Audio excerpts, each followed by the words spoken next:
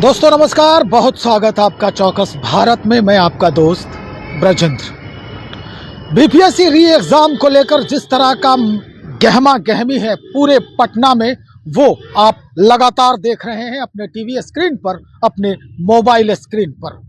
कई राजनेता सड़क पर उतर गए हैं, कई नेता जो हैं धरना प्रदर्शन कर रहे हैं, उन अभ्यर्थियों के साथ कदम से कदम मिला रहे हैं जो इस परीक्षा के विरोध में आवाज बुलंद कर रहे हैं। लेकिन इसका फलसफा क्या है? कई ऐसे सवाल अब खड़े हो रहे हैं, कई ऐसे बात सामने आ रही है जिस पर ये बिल्कुल सी, जो अगर कहा जाए कि अभ्यर्थियों के मानसिक पटल पर एक प्रश्न चिन्ह खड़ा कर रहा है। जो स्थिति बनी हुई है इस वक्त, हम उन स्थितियों की जानकारी लगातार दे रहे हैं, लेकिन इसके जो कानूनी दाव पेच हैं इसकी भी जानकारी बहुत जरूरी है। राजनेता क्या चाह रहे हैं ये भी जानना बहुत जरूरी है। क्यों उनका समय जाया हो रहा है, अभ्यर्थियों का या राजनेताओं का, इसके पीछे की पूरी कहानी आज हम आपसे शेयर करने वाले हैं। और इस पूरे मसले पर बात करने के लिए हमारा साथ दे रहे हैं पटना उच्च न्यायालय के जाने माने अधिवक्ता डॉक्टर कौशलेंद्र नारायण जी। कौशलेंद्र नारायण जी, एक सवाल बड़ा अहम खड़ा हो रहा है इस वक्त। राजनेता सड़क पर हैं, अभ्यर्थियों के साथ सड़क पर हैं। री एग्जाम में जहां पर कैंसिल हुआ, जिस सेंटर का एग्जाम उसका एग्जाम हुआ, उन्हीं में से कई अभ्यर्थी जो हैं वो आज परीक्षा देने भी पहुंच गए। क्या लग रहा है, इसका क्या परिणाम होगा? परिणाम है, सुपरिणाम है या दुष्परिणाम है, ये हम अब आप ही से जानना। सर्वप्रथम तो मैं धन्यवाद देता हूं आपको और आपके चैनल को कि ज्वलंत मुद्दा पर हमारी लीगल विचार को आम जनमानस में ले जाना चाहते हैं आप। इसके लिए मैं व्यक्तिगत स्तर पर शुक्रिया अदा कर रहा हूं। रही बात बीपीएससी छात्र का आंदोलन से जुड़ा हुआ, आपने सवाल किया है तो जवाब भी देना मेरे लिए जायज ही होगा। मैं ये कहना चाहता हूं, देखिए, स्पष्टवादिता और बेबाकी मेरी पहचान रही है। मैं स्पष्ट बोलता हूं और बेबाक बोलता हूं बिना डर भय का। अभी छात्र के प्रति मेरी सहानुभूति है। बीपीएससी में घोटाला हुआ है और सच्चाई है, आपको पता होगा। ब्रजेंद्र जी, आप एक तपे तपाए पत्रकार हैं, आपका कैरियर अच्छा, संस्थान से जर्नलिज्म कर करके आए हैं तो अच्छा है। मीडिया में शोधपूर्ण खबर चलाते हैं आप, इसके लिए मुझे अच्छा लगता है और आपके विचारों से हम सहमत होते हैं और आप जब भी कहे हैं हम तैयार हो जाते हैं। जी जी। मैं एक चीज कहना चाहता हूं, आप समझिए कि आज परीक्षा भी हो रही है बीपीएससी की और उधर घोटाला का भी रूप चल रहा है, वो कैंसिलेशन की भी मांग हो रही है। सरकार इस रूप में कहिए तुगलकी फरमान जारी करती है और हिटलर शाही चलाना चाहती है। सरकार को देखिए विधि सम्मत यह करना चाहिए था कि पूरे परीक्षा को बीपीएससी को कैंसिल कर देना चाहिए था और वहां के जो चेयरमैन हैं उनको दिशा निर्देश देना चाहिए था कि नए सिरे से आप परीक्षा। यानी कि अब प्रशांत किशोर बिल्कुल सही काम कर रहे हैं जो अभ्यर्थियों के साथ बैठ गए हैं आमरण अनशन पर। नहीं, मैं कहीं से जायज नहीं कह सकता हूं। डेमोक्रेटिकल स्ट्रक्चर का यह अर्थ नहीं होता है कि आप अपने सिद्धांत और नियमों को धज्जियां उड़ाएं। मैं नहीं बोलता प्रशांत किशोर जी पर, लेकिन आपने प्रशांत किशोर का नाम लिया, शीर्षक में यहां पर लाए, तो मैं कहना चाहता हूं कि प्रशांत किशोर किस जमीर से वहां बैठते हैं? स्टूडेंट का मुद्दा था, इनको पहले आना चाहिए था। ये तो स्टूडेंट को उल्टा कह रहे हैं कि हम कम्बल तुमको दिए हैं इसके लिए आए हैं। कम्बल दे करके कल तक ये कहते थे कि अब की बार नीतीश कुमार, तो नीतीश कुमार ने तो कॉन्स्टिट्यूशनल ब्रेकडाउन अभी वर्तमान में कर दिया है भाई बिहार में। मैं बार बार बोल रहा हूं, तो कहीं से यह न्यायोचित नहीं है।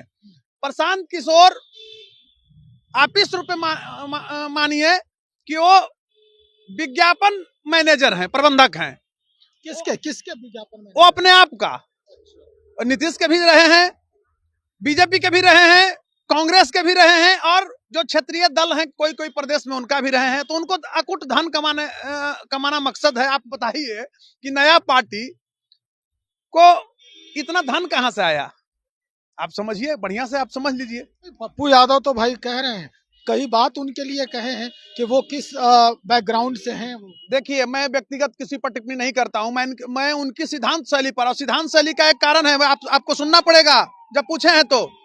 मैं इसलिए दुखी हूं कि जिस जन सुराज 2 अक्टूबर को लेकर के चले थे प्रशांत किशोर और प्रशांत किशोर जैसा व्यक्ति बिहार में शराब खुलवाने का, शराबबंदी को खोलने का, चालू करने का जब स्टेटमेंट दिया, तो मेरे अंदर उस व्यक्ति के प्रति दुख हुआ, क्षोभ हुआ और घृणा हो गया और मौत सी मायूसी मेरे अंदर आई। करे अब तो कोई बात नहीं रहा, रियल में ही तो भाई मार्केट में अपना प्रचार करना चाहता है, अकूट धन कमाना चाहता है, फिर कोई पार्टी कह देगा कि 2000 करोड़ दे रहे हैं तो वहां चले जाएंगे। जहां तक आपने पप्पू यादव का सवाल किया, किस पप्पू यादव का कोई मर्यादा है क्या? नैतिक मूल्यों का अपहरण करने वाला, गंडा मवाली करने वाला, और वो मतलब किसी पर टिप्पणी करता है। शोभा पप्पू यादव तो रोज रो रहे हैं। अभी बड़ा हम पप्पू यादव को मानते थे कि संघर्षशील राजनेता निकलेंगे बिहार के। जिस तरह से झूठा स्टेटमेंट देकर के बॉडीगार्ड और वाई श्रेणी और जेड प्लस लेने के परंपरा का शिलान्यास वो व्यक्ति कर रहा था, मैं धन्यवाद देता हूं केंद्र सरकार को और बिहार सरकार को भी। उस मामला में उन्होंने दूध का दूध और पानी का पानी कर दिया। तो खुद अपने मोबाइल से धमकी दिवाता है भाई, सिम जारी करवा करके। तो किस पप्पू यादव की चरित्र की बात कर रहे हैं? देखिए क्या है, छात्र भी भटक रहे हैं, छात्र भी पॉलिटिकल पार्टी से जुड़ गए हैं और उनको बैकअप मिल रहा है। छात्र नेता जो कहते हैं, इसको पुलिस पकड़ करके पूरा कुंडली को खंगाल दे। 206 हड्डी होता है बॉडी में, साइंस का हम लोग पूरा उसको देखे कहाँ है, इसके अकाउंट डिटेल को चेक कीजिए, कहाँ से पैसा आता है। कहता है ये खाने के लिए नहीं है हमारे पास, इतना पैसा कहाँ से आ रहा है? फाइनेंस इसको कौन कर रहा है? कहीं आतंकवादी तो नहीं फाइनेंस कर रहा है अराजकता फैलाने के लिए बिहार में? नीतीश जी की कार्यशैली पर मैं प्रश्नसूचक चिन्ह उठा रहा हूं कि क्या बात है भाई, क्या बुड्ढे को बना देते हैं? इस बारे को तो यंग को बनाए थे, तो भी वैसा ही निकल गए।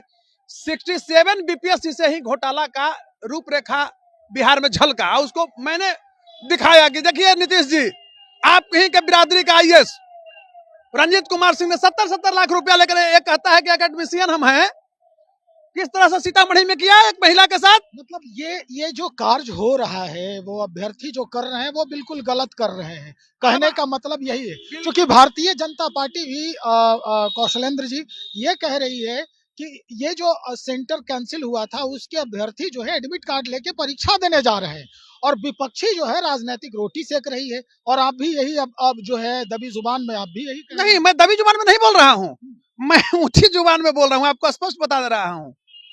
हम कोई दबी जुबान से नहीं बोल रहे हैं। देखिए क्या है, मैं किसी भाजपा का बड़ाई नहीं कर रहा हूं, चाहे आरजेडी का शिकायत नहीं कर, मैं नैतिक मूल्यों की बात कर रहा हूं, मैं छात्र हित की बात कर रहा हूं। अच्छा ये बताइए, कोई भी छात्र हमारे संयमित होते हैं, डेमोक्रेटिकल स्ट्रक्चर में एक दौर आया जो गुंडे मवाली भी छात्र पैदा हो गए, राजनीति में भी आ गए, अमाननीय लग गया गुंडे को भी। आप ये बताइए कि ये छात्र को ये पता नहीं है, अगर बीपीएससी की परीक्षा दे रहे हैं तो आप आंदोलन से कितना डरा सकते हो सरकार का? उसके लिए लीगल प्लेटफॉर्म है, न्यायपालिका सर्वोपरि है। अगर छात्र भी कहता है कि मैं कानून को अपने हाथ में लूंगा, अपने अनुसार चलाऊं, तो supremacy of law can not be challenge by anyone, it's above than us. कानून क्या करना चाहिए छात्रों? लीगल प्लेटफॉर्म पर आए, वो माननीय उच्च न्यायालय में रिट लेकर के आए। आज अगर छात्र रिट में आए हुए रहते तो उनका कैंसिल होता है एग्जाम। इसका मतलब है कि राजनीतिक जो भी सरोकार रखने वाले लोग हैं, इनको गुमराह कर रहे हैं। बिल्कुल, मैं बार बार कह रहा हूं कि पॉलिटिकल पार्टी अपना जाल फेंकने लगा, और मैं बार बार छात्रों से कह रहा हूं कि शिकारी आएगा, यानी पॉलिटिकल पार्टी के ऐसे चपंडूस लोग आएंगे, जाल बिछाएंगे, तुम फंसना नहीं उसमें। आए लोग फंस रहा है। अब देखिए इसमें छात्रों में भी 5 गुट हो गया, जो माल खा लिया, जो कहता था कि गरीब हैं या गुरुवाग हैं, वो सबसे बड़ा चपंडूस है। कुंडली खंगालो, देखो उसके क्या कितना पकड़ाएगा। वो देख रहा है कि अब इसमें तो भाई हम नहीं हट गए। एक पप्पू यादव उधर नेतृत्व कर लिए जातीय सब के आधार पर, एक इधर से प्रशांत किशोर अपना जन सुराज के झंडा दिखाने लगे। हाँ, छात्र नेता कहलाता था। अगर हम कहें दिलीप के बारे में तो वो तो बिल्कुल साइड हो गए। मैं किसी का नाम नहीं लेना चाहता हूँ, वो कोई मुद्दा है, यहाँ 20 को छात्र नेता है, हम किसी का नाम क्यों लेंगे? मैं नाम मतलब ले रहा हूँ जो छात्र नेता जो बट रहे हैं, जो गरीबी की दुहाई दे रहे हैं, और समझ रहे हैं। यहाँ तो 20 को छात्र नेता है, बड़ा बड़ा, और कई नेताएं हैं। और उन लोगों के बारे में भी मैं कह रहा हूं कि उसकी कुंडली को खंगाला जाए। जो अच्छे स्टूडेंट लीडर्स हैं, वो आज भी धरना प्रदर्शन में डटे हुए हैं, बेचारे लड़ रहे हैं, स्टूडेंट हित की लड़ाई लड़ रहे हैं। जो छात्र ही नहीं है, जो बीपीएससी दे ही नहीं रहा है, परीक्षा से उसको कोसों मतलब नहीं है, मैं वैसे लोगों की बात कर रहा हूं। उसका डिटेल इस बार खंगालिए कि वह फॉर्म भरा है बीपीएससी का, तो प्रशासन पूछे ना, लीगल लोगों को रखे, ये सब पकड़ के उसको भेजे। माने चलिए, सामाजिक लोगों को। आखिर में एक ही सवाल है मेरा। परीक्षा आज भी हो रही है, परीक्षा जो कैंसिल हुई थी आज परीक्षा ली जा रही है, बाजाब्ता सबको इशू किया गया एडमिट कार्ड। क्या लगता है अब परीक्षा का रिजल्ट भी आनन फानन में सरकार दे ही देगी प्रारंभिक परीक्षा का, क्योंकि इतना दाव पेच है। उसके बाद क्या लीगल प्रोसेस काम आएगा? उसके बाद अगर देखिए घोटाला तो हुआ है, और घोटाला जब हो गया, जब स्टूडेंट एक तरफ धरना फिर परीक्षा ले लिया, आनंद फानंद दे देगा तो देख रहे हैं कुछ हुआ। जिस रंजीत रजक को मैं जब आंदोलन किया यहाँ और रंजीत रजक को की गिरफ्तारी हुई, पहला मैं हाई कोर्ट में लेके आया था और यही ऑनरेबल हमारे एडवोकेट जनरल साहब ने कहा था कि सरकार अपने स्तर से जांच करा रही है। जांच क्या हुई? मेरा ही पीआईएल था, उसमें जांच क्या हुई? उल्टा क्या किया कि 60 दिन के अंदर रंजीत रजक डीएसपी को जेल से रिहा कर दिया, चार्जशीट देवे नहीं किया। और उस रंजीत रजक को जब विनय कुमार सिंह और कुंदन कृष्णन जब यहाँ बन के एडीजीपी आए, तो मैं उनको साधुवाद देता हूं जिन्होंने कहा कि रंजीत रजक के भी संपत्ति को कुर्क किया जाएगा और जब्त किया जाएगा ईओयू के द्वारा, और पूरी संपत्ति बनाए हुए है। बताइए तो क्या होता है जी? 1 महीना 2 महीना जेल जाता है, बाहर निकल जाता है, सरकार उसको बचाती है।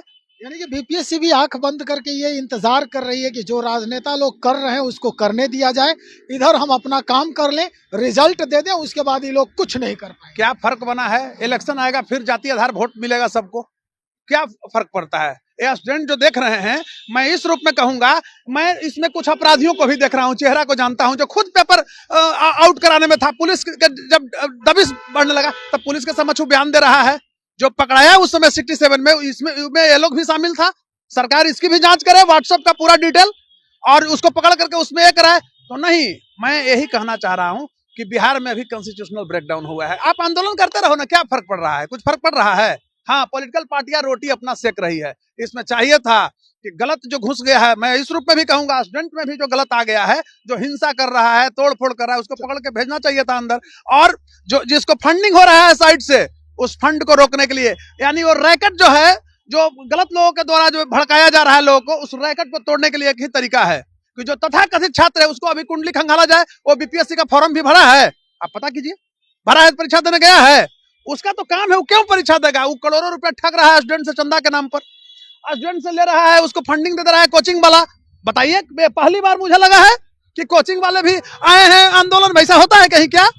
ये सब बिहार को बर्बाद करने का एक कुत्सित प्रयास है। और मैं माननीय मुख्यमंत्री जी को, नीतीश कुमार जी को एक बार आग्रह करता हूं आपके चैनल के माध्यम से कि आप अपने स्तर से देखिए, आपने क्या बिहार को बना दिया था एक समय 5 वर्षों तक। कोई गुंडा, कोई मवाली, कोई घोटाला वाज का चेहरा नहीं नजर आता था। राइफल कल्चर था पिछली सरकार में, एक खाने के लिए नहीं है उसको है, लेकिन एक सुमो से राइफल ऐसे निकाल के चलता था, उसको इन्होंने रोका था। आज नीतीश जी, आपने बिहार के पुलिसिया व्यवस्था में 2 ईमानदार अफसर को लाए, सब लोग साधुवाद आपको दे रहा है कि कुंदन कृष्णन के ब्रेवरी और ईमानदारी पर कोई प्रश्नसूचक चिन्ह नहीं खड़ा कर सकता है, और विनय कुमार को भी।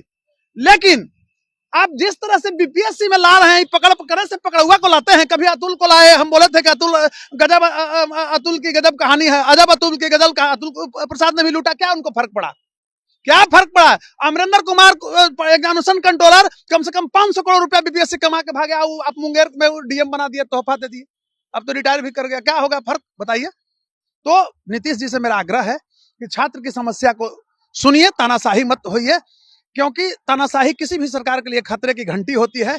और जिन छात्र जो हैं, उनकी मांगों पर आप ध्यान दीजिए और मांगों को पूरा कीजिए। और एक बार बीपीएससी, एक और आग्रह है, लास्ट में आपके चैनल के माध्यम से बोल रहा हूं कि बीपीएससी में जो डिप्टेशन पर अन्य विभागों से कर्मचारी आ गए हैं, 3rd क्लास और 2nd क्लास जो पोस्टिंग कराए हैं, डिप्टेशन कराए हुए हैं, उनको वहां से भगाइए। असली घोटाला का सरगना वही लोग बैठा हुआ है। बहुत शुक्रिया जानकारी देने के लिए। पटना उच्च न्यायालय के अधिवक्ता डॉक्टर कौशलेंद्र नारायण समीचीन मुद्दे पर बातचीत करते हुए कई सवालों का जवाब बेबाकी से दिया इन्होंने, और जिस तरह से एक एक करके बखिया उधेड़ते नजर आए, निश्चित तौर पर यह सोचने और समझने पर मजबूत करता ही है। तो चलिए देखते हैं क्या कुछ होता है। चूंकि हर बात पर हमने चर्चा की है, क्या हो सकता है इसका परिणाम, क्या हो सकता है इसका दुष्परिणाम। अभी जो हो रहा है छात्रों के द्वारा, राजनेताओं के द्वारा, ये इसका जो फलसफा है, इसका जो रिजल्ट होगा, इसके जो फिलॉसफी है, वो कितना फलीभूत हो सकता है आने वाले समय में, ये सारी कहानी जो है इस वक्त हम बात कर चुके हैं। तो चलिए इंतजार करते हैं कि कैसे कैसे सरकार सुनती है इन अभ्यर्थियों की बात और क्या कुछ परिवर्तन होता है। बने रहिए हमारे साथ, बहुत शुक्रिया।